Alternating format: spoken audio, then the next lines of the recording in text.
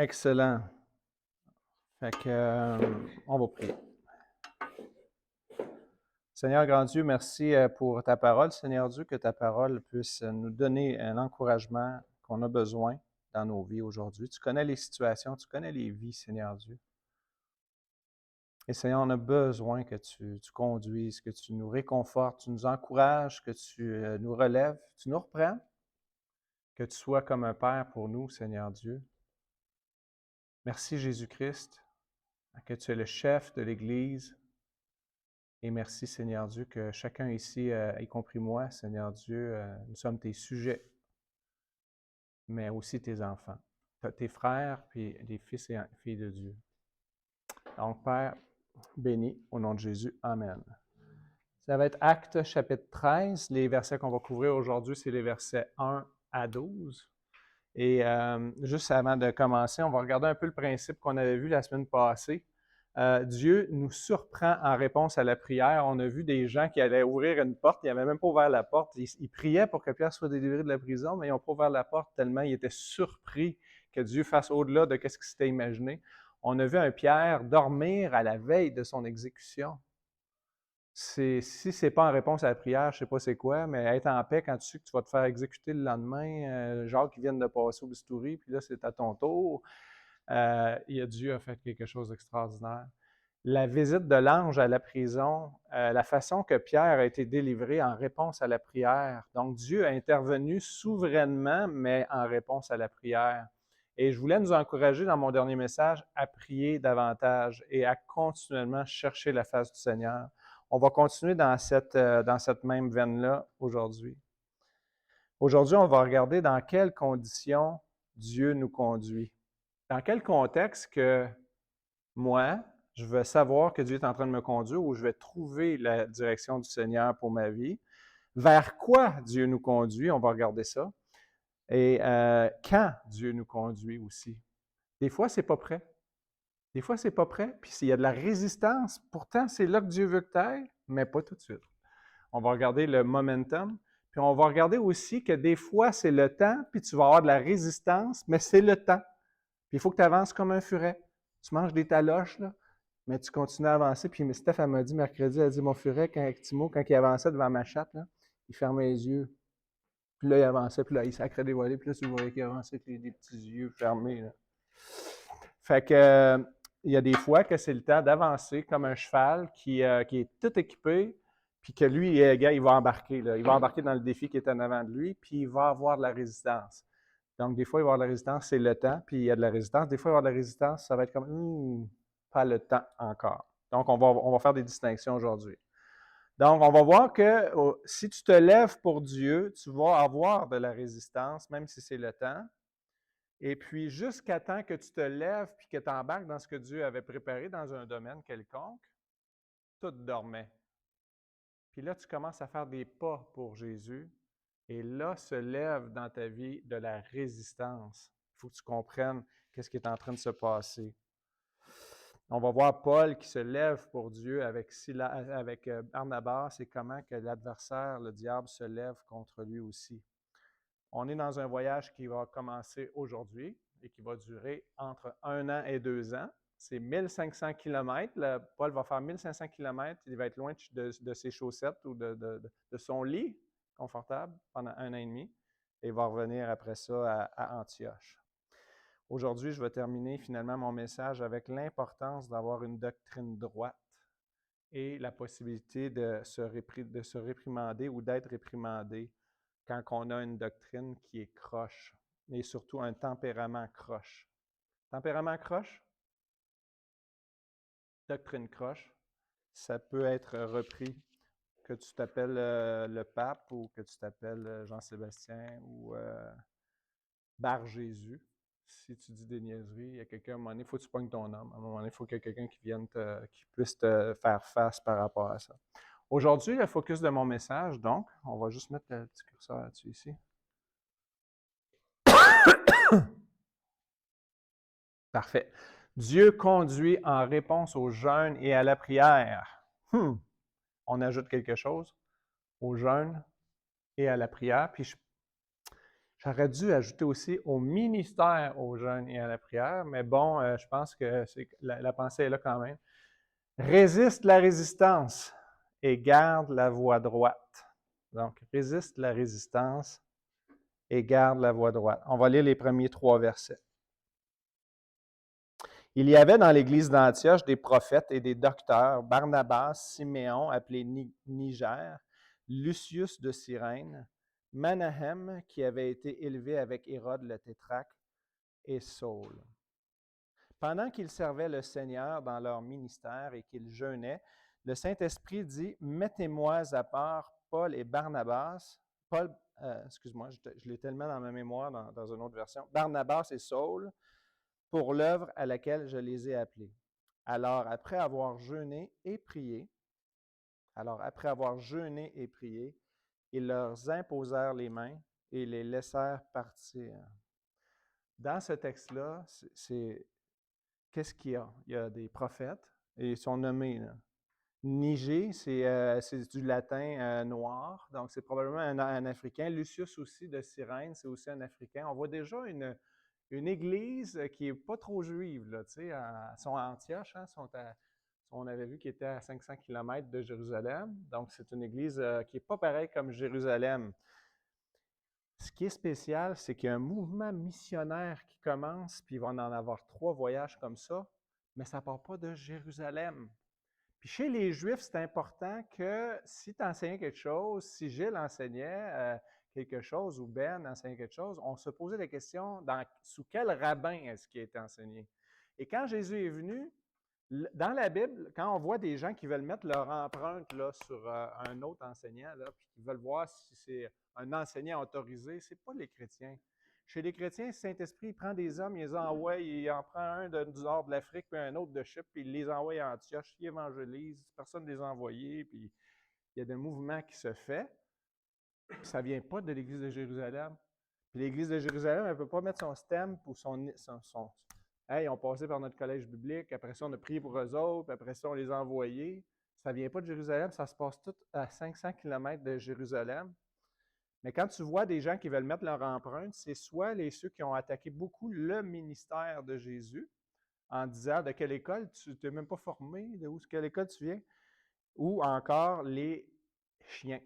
Dans le livre du Nouveau Testament, on va voir les chiens. Les chiens, c'est ceux qui, tout de suite après que Pasteur Paul, l'apôtre Paul est passé, qu'est-ce qui arrive? Les chiens passaient, puis dans 2 Corinthiens, Paul va les appeler les chiens. C'est des gens qui viennent dévorer la récolte. Tout de suite après qu'il a commencé à semer, ils viennent détruire l'œuvre de Dieu en leur disant, il faut que ça vienne de Jérusalem, puis il faut que vous soyez circoncis. Fait que non seulement on veut un sceau d'approbation sur où vous êtes formé, mais en plus, il faut que vous ayez le sceau aussi en bas. Donc, toute cette idée qu'il faut que ce soit une église qui en chapeaute un autre, qui en envoie un autre, vous ne trouverez pas ça dans le modèle de l'église. En fait, je vous pose la question, cherchez-le s'il vous plaît.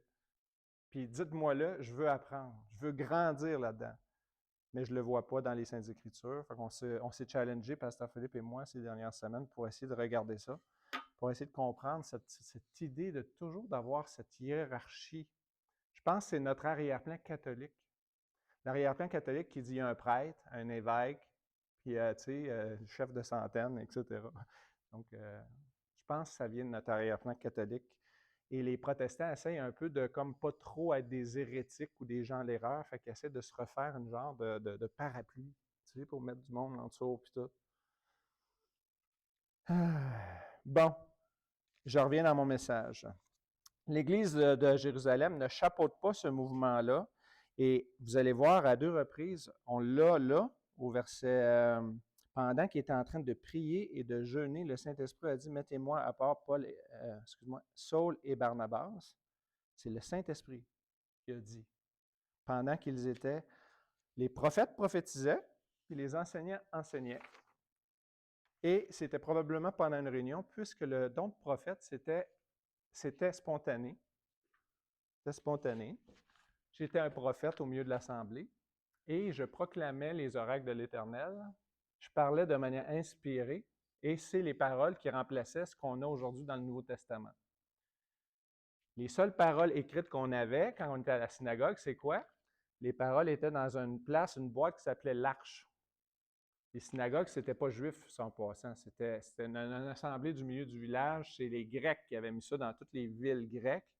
Mais les Juifs avaient mis un arche, ils appelaient ça l'arche, et dedans, il y avait les rouleaux de l'Ancien Testament. Quand Jésus il a pris les rouleaux, puis il s'est avancé, puis il a lu Luc, dans Luc 4, là, puis il a dit, ce rouleau s'est accompli aujourd'hui. Quand il a dit, le prophète Ésaïe, le Seigneur m'a oint pour annoncer une bonne nouvelle aux pauvres et tout ça, là, il l'a roulé. Puis là, il a dit, cette parole est accomplie aujourd'hui. Il était dans une synagogue. Donc, les prophètes, eux autres, qu'est-ce qu'ils faisaient? Ils proclamaient les oracles de l'Éternel, les enseignements du Nouveau Testament, communiqués aux apôtres. Et Dieu permettait que même s'ils n'avaient pas les écrits, ils puissent avoir accès à ce que vous avez aujourd'hui accès, qui sont les enseignements du Nouveau Testament. Si vous voulez en savoir plus, dans Éphésiens 2,20, ça parle que Dieu a établi l'Église sur le fondement des apôtres et des prophètes. Donc, les prophètes ne sont pas juste des gens qui annoncent une sécheresse à venir, qui annoncent des choses cachées dans le secret des cœurs des gens. Ils font ça, bien sûr, mais ils font aussi, ils vont parler de la part de Dieu, mais ça va être de façon spontanée. Donc, on peut penser que quand c'est arrivé, puis les prophètes ils étaient en train de faire leur ministère, bien, il y avait une réunion qui était en cours, puis les prophètes, ils parlaient un après l'autre, puis ils proclamaient les enseignements du Seigneur. Tandis qu'il y avait les enseignants, les enseignants, ils prenaient les enseignements des apôtres qu'ils avaient reçus, puis ils leur donnaient, sous forme des fois d'un chant. Il y avait, tu sais, un peu comme on apprend les alphabets A, B, C, D, E, F, G, H, I, J, K, L, M, N, O, P. Bon, ben, c'était des chansons. On apprenait des chansons, des cantiques, puis avec ça, on apprenait les grandes doctrines de la foi. Parce que c'est plus facile d'apprendre un chant que de l'apprendre juste en mots. Donc, on mettait une chanson là-dessus. C'est pour ça que dans le Nouveau Testament, vous avez que tout ce que vous faites en parole ou en œuvre, en chanson, tu sais, que ça soit rempli que la parole de Dieu soit abondamment. Ça fait qu'ils utilisaient les cantiques pour ça, ou des credos. Les credos, bien, vous le savez, quand on est allé à l'Église catholique, ils disaient « Je crois en Dieu, le Père Tout-Puissant, Créateur du ciel et de la terre, blablabla. » C'était des phrases apprises par cœur pour nous garder éveillés. Donc, on apprenait ces phrases-là, pourquoi? Pour rester dans la doctrine. Fait que les enseignants, ils travaillaient beaucoup à ce que les chrétiens ressortent avec une connaissance répétable, tandis que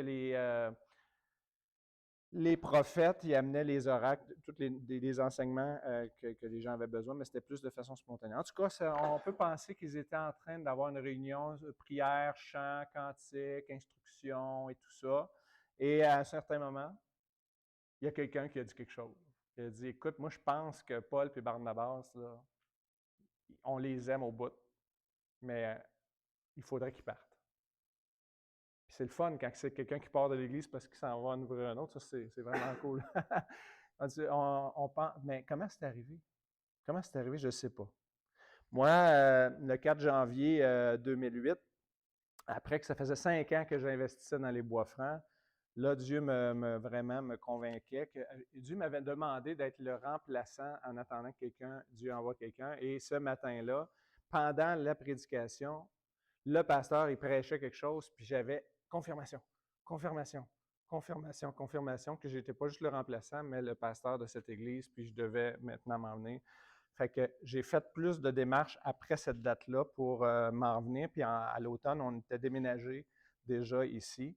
Puis quand je suis allé voir le pasteur après son message, puis j'ai dit le Seigneur m'appelle vraiment à partir pour les bois francs. Il m'a dit comment tu sais ça? Ben, j'ai dit deux, trois, 4 choses. 3 choses dans ton message, peut-être même 5 affaires, dont une affaire qui s'est passée, 3 choses que tu as dit dans ton message, puis Gilles qui est venu me donner une carte au nom des gens de l'Église des bois francs. Ça a venu comme quand que Gilles est venu puis a amené la carte. Les paroles qu'il a dit, ce que je venais de vivre pendant le message, puis ce que j'avais vécu avant le message, c'était confirmé. On était en train de chanter des cantiques, on écoutait la parole de Dieu, puis c'est dans ce contexte-là que moi j'ai reçu mon appel. Fait que cette année-là, à l'automne, j'ai cessé d'être ancien dans l'autre église pour me donner complètement. Donc, il y a eu quand même une période là, de 7-8 mois là, qu'il a fallu que je fasse un sevrage avec l'autre assemblée. Dans un rassemblement, les enseignants et les prophètes et le corps confirment que Paul et Barnabas, même si on les aime, puis qu'on les aura pu pour nous enseigner à tous les jours, ils vont partir. Le corps aussi est d'accord avec ça. Le corps dispose aussi. Puis ça, c'est un principe important. S'il y a quelqu'un qui a une vision, puis ça griche, puis ça graffine tout le monde autour, il faut poser la question, on est un corps, puis on a un Saint-Esprit, puis le Saint-Esprit bâtit son Église. Là. Fait que Dieu il va aussi permettre que le corps va dire, oui, oui, je te vois là. Oui, je pense que c'est. On va aller en prière, puis oui, je pense que c'est une bonne idée. Alors, pendant un an ou plus, vous rappelez-vous que Barnabas était allé chercher Saul pour. Il venait de voir, lui, qu'est-ce qui se passait à Antioche. Rappelez-vous de ça? Puis là, il encourageait, hein? Barnabas, c'était le fils d'encouragement. Il les encourageait, mais ces gens-là, ils ont besoin d'un Paul. Fait il est allé à Tarse, il est allé chercher Paul, il l'a ramené, puis Barnabas puis Paul ont enseigné pendant un an de temps à l'église d'Antioche. Vous rappelez-vous de ça? Si vous en rappelez pas, c'est pas grave. C'est pour ça l'enseignement. On met ça couche sur couche, puis on laisse durcir.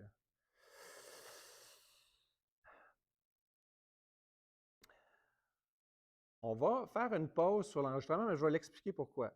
Si vous nous écoutez sur l'enregistrement, vous ne l'avez pas, c'est compris pour quelqu'un présentement, puis c'est une situation personnelle.